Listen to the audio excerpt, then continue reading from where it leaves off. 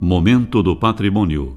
Os bens materiais e imateriais da URGS pela rádio da Universidade 1080 AM. Produção e apresentação, Guta Teixeira e Diego De Vincenzi.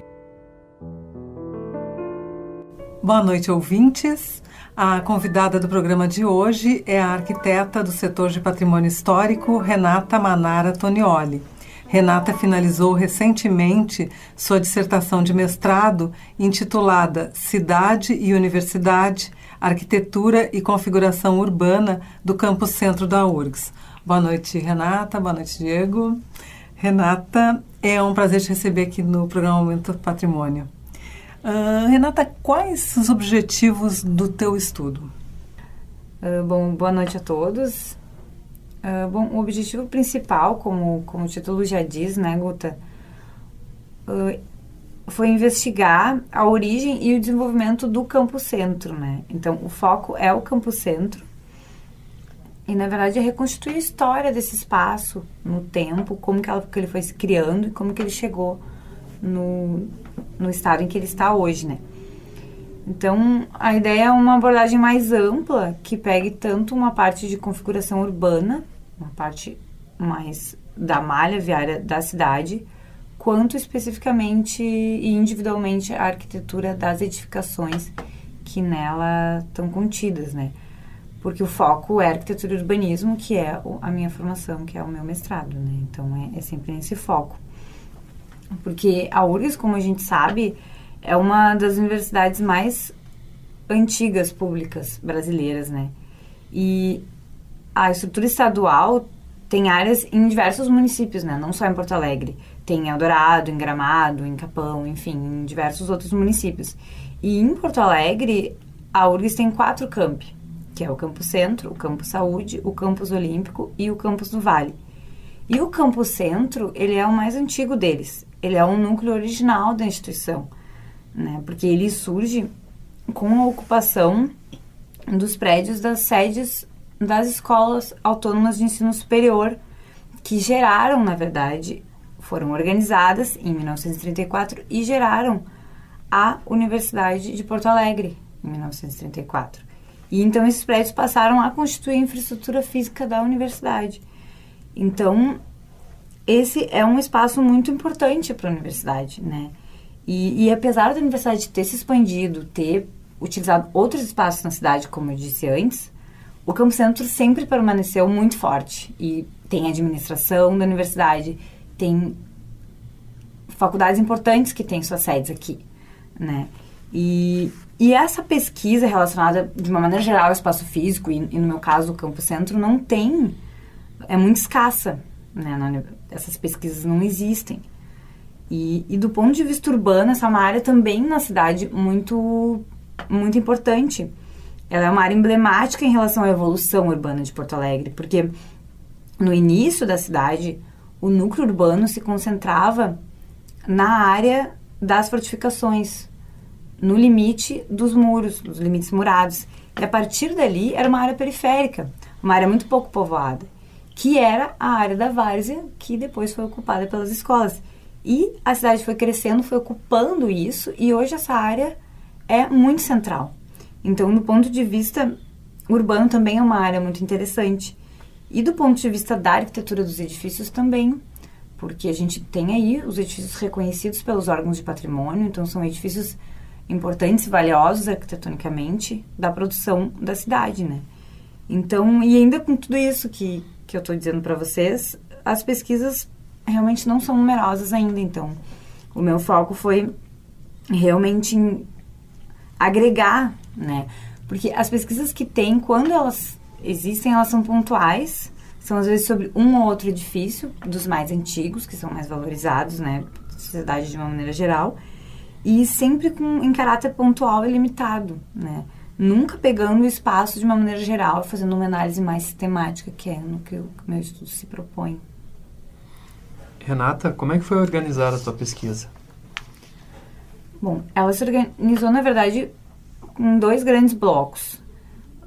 Mas antes dos 2 blocos principais, ficou uma parte em que eu coloco a história da URGS, né? Eu coloco a história de uma maneira bem breve, apenas para contextualizar institucionalmente a criação e desenvolvimento desse campus, né? Porque ela é um reflexo de toda a história da instituição, tudo que vai acontecendo em função das gestões, em função das políticas.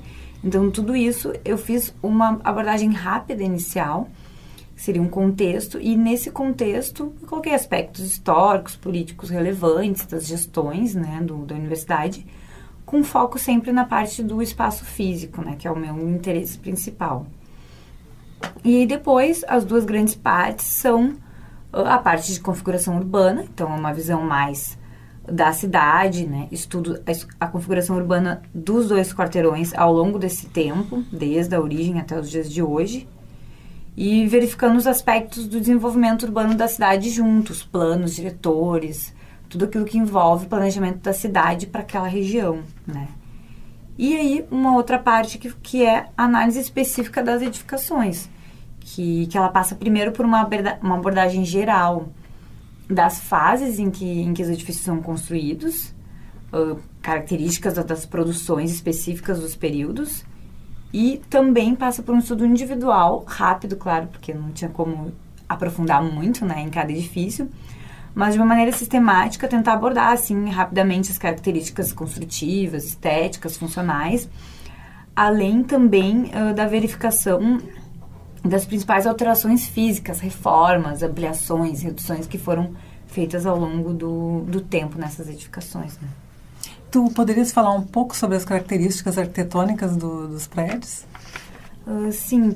Na verdade, o Campus Centro, no meu estudo, né, eu verifiquei 2 etapas, dividi em 2 etapas de construção, que são, na verdade, vinculadas ao período histórico que elas foram construídas, a linguagem arquitetônica que foi usada, as características construtivas que também são vinculadas um pouco à linguagem arquitetônica que foi usada, né? Então, elas, na verdade, têm 2 blocos, 2 períodos, assim, que eu chamei de período, que seria o período da arquitetura eclética e o período da arquitetura moderna, né? Se dividem as edificações nesses 2 grupos, né? O primeiro, pelo tempo, assim, né, o período, que é o da arquitetura eclética,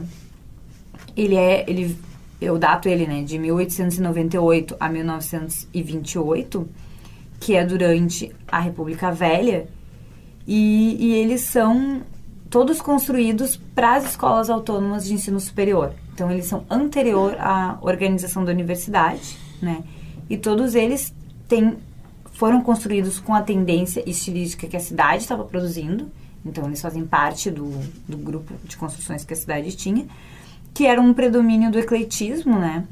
Então a gente tem exemplares prioritariamente com característica do ecletismo e alguns do Art Nouveau.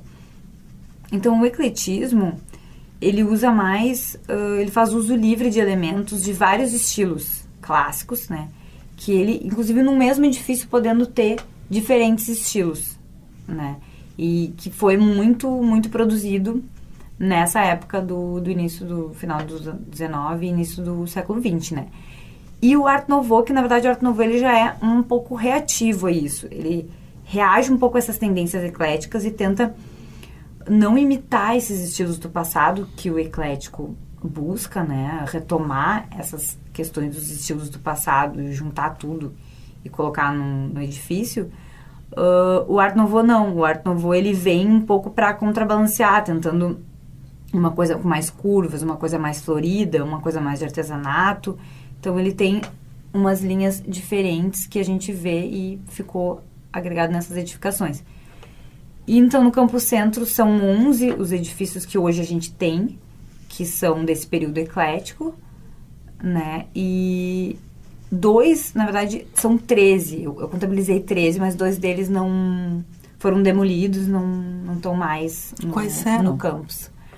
Era o edifício do Instituto de Educação Doméstica e Rural, que era onde hoje está a arquitetura, e também o Ginásio Júlio de Castilho, que é onde está o prédio das Ciências Econômicas. Então, um foi destruído por um incêndio, que foi o das Ciências Econômicas, e o outro foi demolido na época da construção da arquitetura.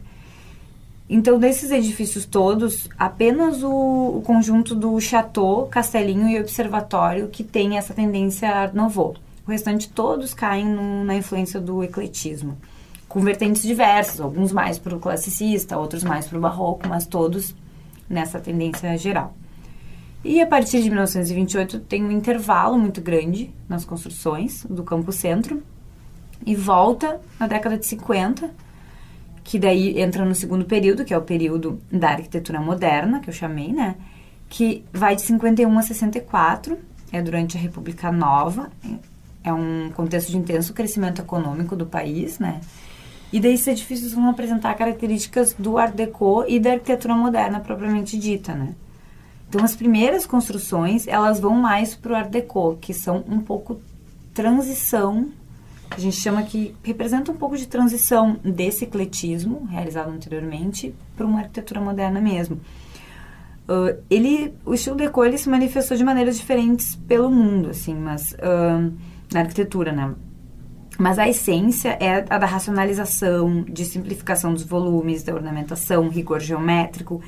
Então, ele começa a reagir contra o ecletismo e chegando próximo de um modernismo, que daí são o restante dos edifícios, daí já vai para um modernismo, que já é no contexto do movimento mesmo, modernismo, que inicia no Brasil a partir da Semana de Arte Moderna de 1922, e já tem como estratégia projetual o racionalismo, funcionalismo muito mais fortes, uso de formas geométricas puras, a questão do concreto armado.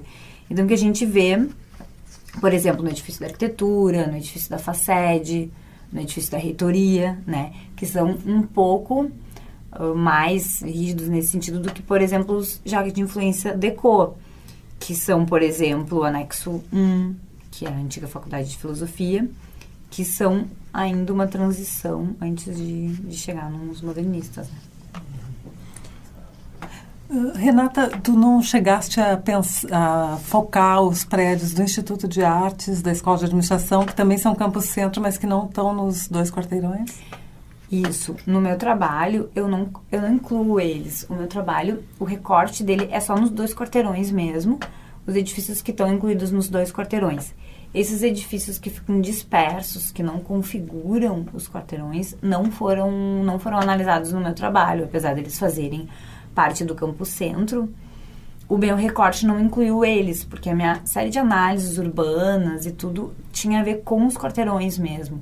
Então, por isso, acabou não convindo, assim, não sendo bom incluir esses outros edifícios que, na verdade, foram adquiridos, enfim, e acabaram por não fazer parte da pesquisa. Bom, Renata, como tínhamos combinado, nós retomaremos a entrevista na próxima terça-feira, trazendo mais informações sobre a tua dissertação e falando sobre as suas atividades no SPH. Muito obrigada pela tua presença, boa noite e até a próxima terça. Imagina, que agradeço.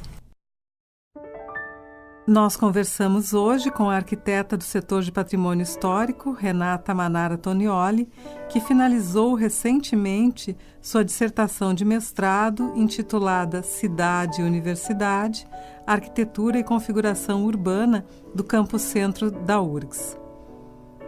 Este programa é uma realização do setor de patrimônio histórico da Superintendência de Infraestrutura, coordenador do projeto Resgate do Patrimônio Histórico e Cultural da URGS. Se você quiser mais informações sobre o projeto, acesse nossa página www.predioshistoricos.urgs.br ou entre em contato conosco pelo e-mail predios.históricos@urgs.br.